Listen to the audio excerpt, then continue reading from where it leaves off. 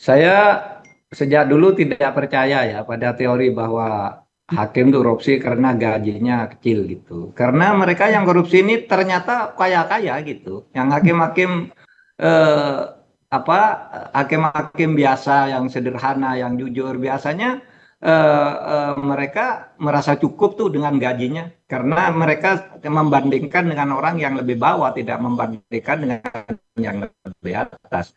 Jadi oleh sebab itu mungkin pembicaraan tentang kenaikan gaji hakim mungkin perlu dipertimbangkan lagi ya. Apakah memang betul itu masalahnya kan gitu.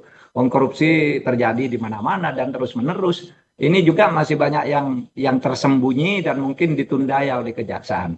Saya meyakini kejaksaan itu punya banyak hampir semua kasus-kasus besar di negeri ini masih banyak yang disimpan di sana dan menunggu giliran atau tertahan oleh karena situasi politik tertentu.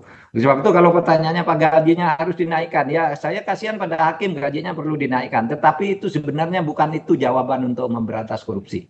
Itu Jadi aja. harus Halo, bagaimana untuk Pak? reformasi peradilannya kalau Satu, begitu? penegakan hukum, pengawasan oleh atasan dan tentu integritas moral itu tadi.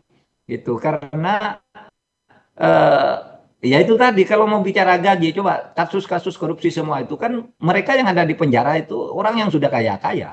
Coba kayak si Sarov itu misalnya, di mana di rumahnya sampai ada uang 1 triliun misalnya. Hmm. Itu kan ketika dia bekerja dan sebagainya itu sebenarnya eh, gajinya udah besar karena dia Ya. pejabat di Mahkamah Agung dan hakim-hakim yang sekarang ditangkap itu kan sudah kaya-kaya semua. Kayak sebelum ditangkap gitu. Bukan korupsi karena miskin, sudah sebelum ditangkap itu sudah kaya raya. Saya Hmm. menghargai gaji itu harus naik lah untuk semuanya bukan hanya untuk hakim.